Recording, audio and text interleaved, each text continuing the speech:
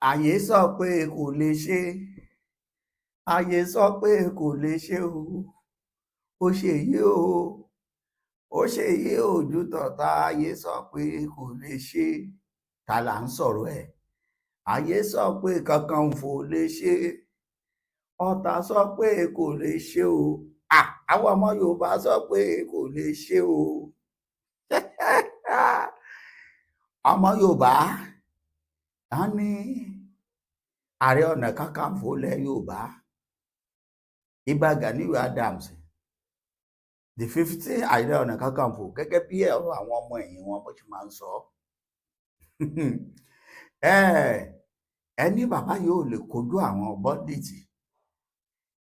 Aláàfin tìlú Ọ̀yọ́ ọba Akeem Ọwọ́adé Abímbọ́lá Ọwọ́adé the first èmi a máa sọ pé Ṣẹ̀gun Olúkòso àṣàrò olú àkàtà yẹrìyẹrì lẹ́yìn ìgbà ọ̀pọ̀lọpọ̀ ọgbà tí Ààrẹ Kakanfò ti ń pariwo pé tó ẹ ṣẹ́gun fún wọn o wọ́n ti ṣẹ́gun fún Ààrẹ Ọ̀nà Kakanfò pé kó lọ kojú àwọn Bandit pé bó bàbá ti bẹ̀rẹ̀ àwọn ti bẹ̀rẹ̀ sí ní ṣẹ́gun fún àwọn Bandit wọ́n wá bẹ̀rẹ̀ láti ilé Ọ̀yọ́ ìyẹn ni pé láti ìlú Ìbàdàn fídíò ẹ̀ gbogbo ẹ̀ máa gbé wá fún yín ẹ kọ́kọ́ bá ń ṣe gbòsà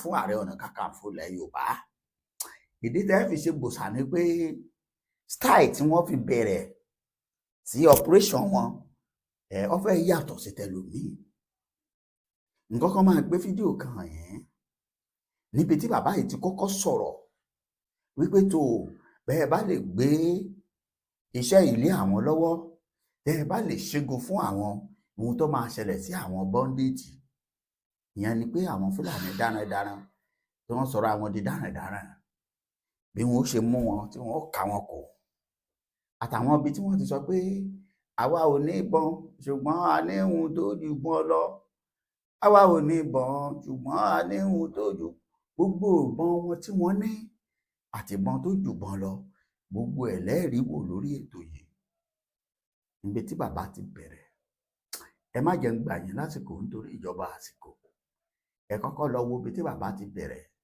pẹ̀lú dópítò gbogbo nǹkan yìí láàrin ìṣẹ́jú bẹ́ẹ̀ bá wá ti kú ń bẹ̀ ẹ wàá lọ bọ́ síbi tí wọ́n ti bẹ̀rẹ̀ gangan ẹ wo bí ọ̀rọ̀ Saheed Òṣùpá àti Ṣèyí Mákindé ọ̀dà ẹ tún gbọ́ yẹn náà àti bẹ́ẹ̀ bẹ́ẹ̀ lọ́pọ̀ bí bàbá Ìṣọ̀lá tí mo kó wá lónìí ẹ bá ń farabalẹ̀ kẹ́ ẹ bá mi máa share ẹ̀ tó bá jẹ́ gbà àkọ́kọ́ bá ń subscribe sí channel yìí ohun rèé ẹ jẹ́ ń gbé yín dọ́dọ̀ Kakanfò ilẹ̀ Yorùbá. gómìnà yìí ẹ jẹ́ ká jọ ṣiṣẹ́ pọ̀ lẹ́yìn ọmọ ayé jẹ́ iye ọmọ ní àwọn ìdìbò má lè gbádìí yẹn ni ẹ̀tẹ̀ ìdánwò wo àdìgẹ́ fún wa lóṣù mẹ́fà gbogbo kìíní yà á lọlẹ̀ àná á lọlẹ̀ á lọlẹ̀ á lọlẹ̀.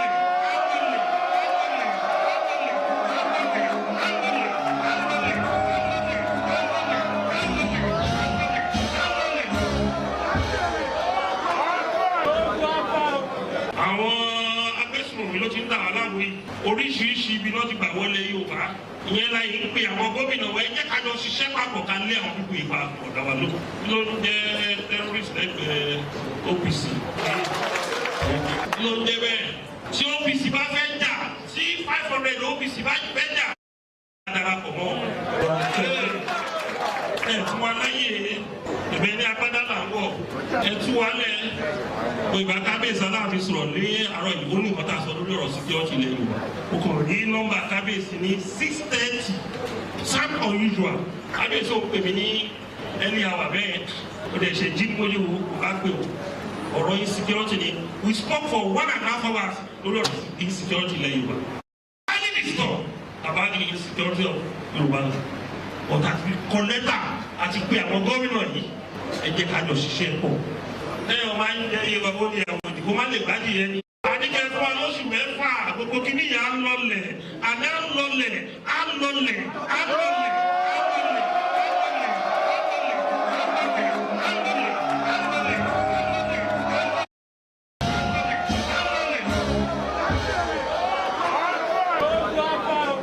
ẹnu kú wa kọ̀rọ̀ àwọn mímọ̀ bá ṣe ní ti tí òkú yìí bá dé wájú bá dé lè.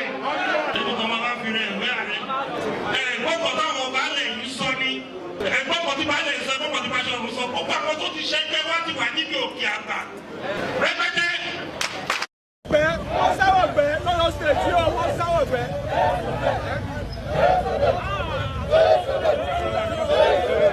No bandit. No bandit. No bandit in Oyo State. Obviously, Gani is on the road.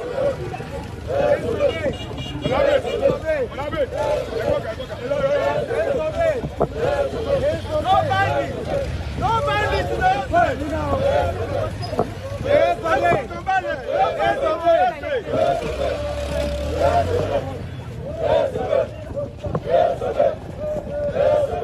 No bandit.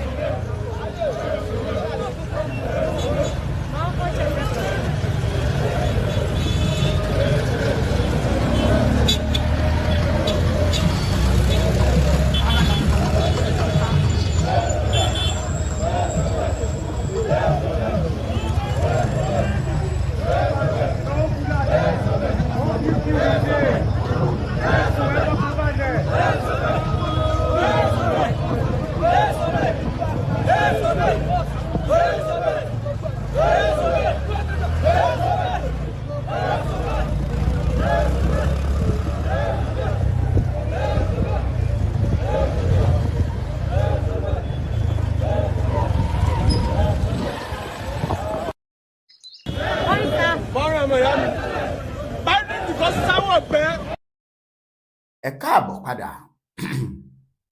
Ebi ẹ ti gbọ́. Ẹ wo ibi tí bàbá yìí ti bẹ̀rẹ̀. Èmi ọmọ ìgbà tí Kakanfò di pásítọ̀. Torí àwọn pásítọ̀ ló máa ń mú ni wọ́n máa ń fi dẹmọ fúnnú ọ̀rọ̀ wọn. Látàrí pé ìgbà tó bá ń sọ̀rọ̀ wọn máa tó dà láti lè mú audience, àwọn olóyìnbó pè wọ́n audience, láti lè capture wọn. Pé ẹ̀ṣẹ̀bá kankan. Wọ́n ní yọ́lọ́lẹ̀ gbogbo ayé bẹ̀rẹ̀ sí ní pariwo. Lẹ́yìn ọ̀rọ̀ ẹ̀yìn Ìbàdàn ni wọ́n balẹ̀ sí. Ìbẹ́yìn náà rí wọn wọ́n sọ pé kí wọ́n máa sálùgbẹ́ o, à ń bọ̀.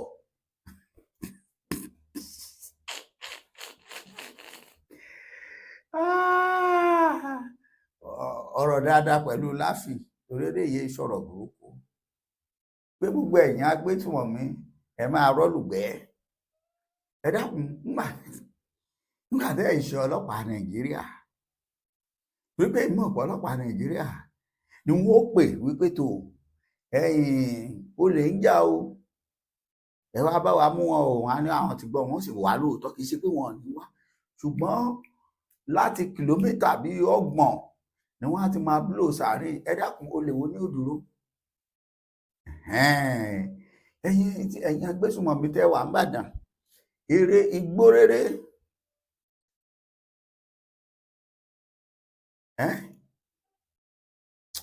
Ọmọ Yorùbá mi ò fẹ́ kẹ́ ẹ ṣì mí gbọ́ lórí ọ̀rọ̀ Ààrẹ Ọ̀nà Kakanfò. mi ò lòdì sí Ìbà Gani Adams again. Is a man of himself, a man of power. Ọkùnrin takuntakun ní Ìbà Gani Adams. Mo máa ń sọ fún gbogbo èèyàn nígbà mẹ́rin ọ̀pọ̀lọpọ̀ ìgbà tí n bá gbètò wọn wípé mi ò lè yẹpẹrẹ Gani Adams Ìgè, Ààrẹ Ọ̀nà Kakanfò ilẹ̀ Yorùbá, ẹni táwa ti ṣiṣẹ́ pẹ̀lú ẹ̀rí ni. Àmọ́ ìṣókínkín a máa bàdí jẹ́. Bẹ́ẹ̀ ni àwọn àgbà sì sọ pé ìwà rere ni ẹ̀ṣọ́ èèyàn. Ìgbà tí Ìbà Gani Adams wà gẹ́gẹ́ bí olórí ogun fún àwọn OPC nígbà ayé bàbá wa Dr. Frederick Fausehun of blessed memory, kí Ọlọ́run bá wa tẹ́ bàbá sáfẹ́fẹ́ rí, ìyẹn nígbà tí OPC kọ́kọ́ bẹ̀rẹ̀. Akọni ni lójú ìjà.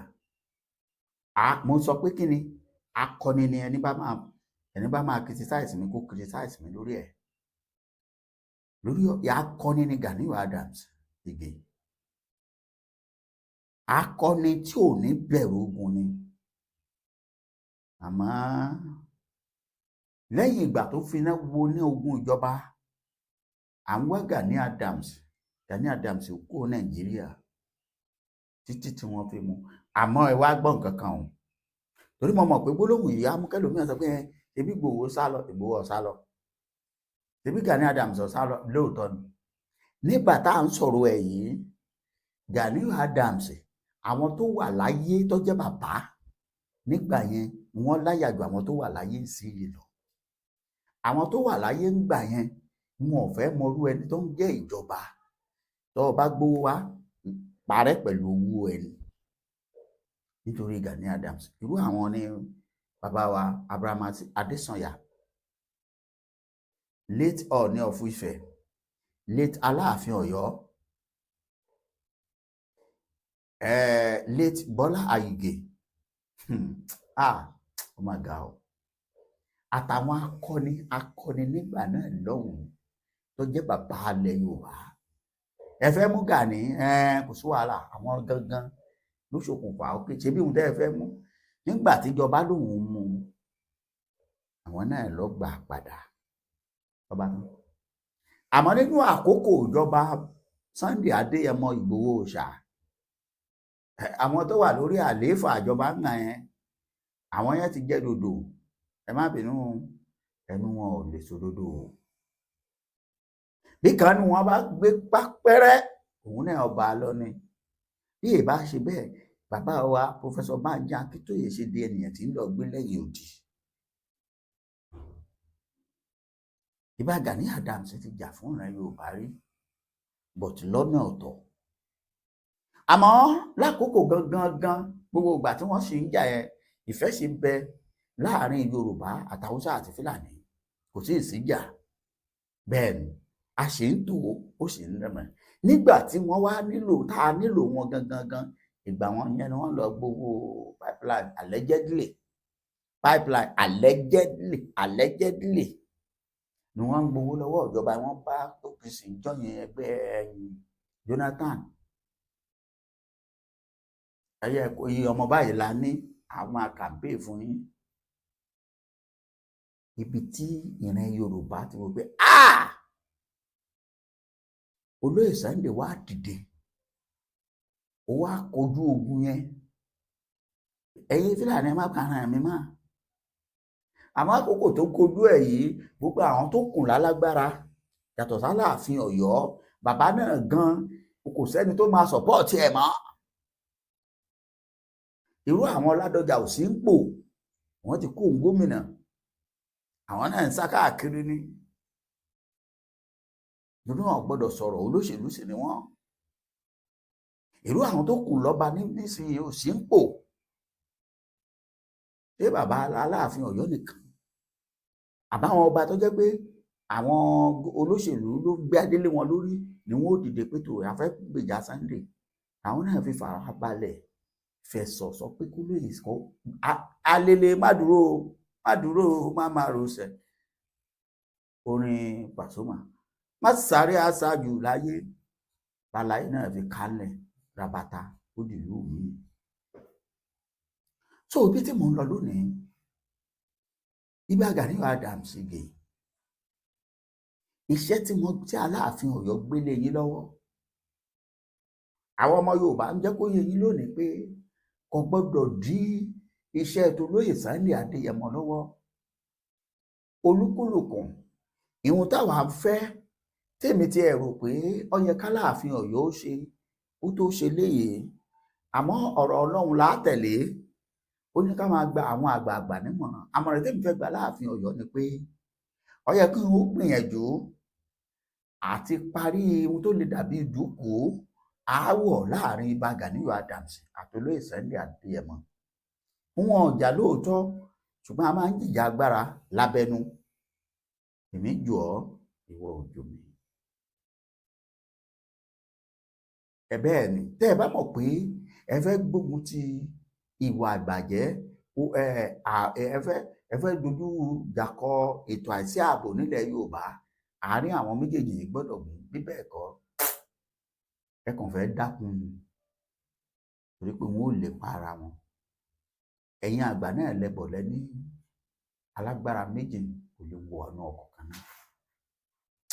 Ẹ gbọ́ ìdí tí mo fi mú ètò yìí wá rèé kẹ́ ẹ lè mọ̀ àwọn ọmọ Gani Adams ń rìn ní Ìbàdàn wọ́n ń sọ pé àwọn ará ẹ sálùgbẹ́ demonstration lásán làwọn yẹn ń ṣe. Nígbà tó dàbí pé ìgbà táwọn gbá bọ́ọ̀lù primary wọn á la kọ́kọ́ ṣe yíìtì ká tó ṣe final yíìtì lásán òun làwọn ń ṣe lọ́wọ́lọ́wọ́ báyìí. Ṣé mo dúpẹ́ a tún pàdé ó dàbọ̀. Ọ́fíìsì Gani Adams is on the road.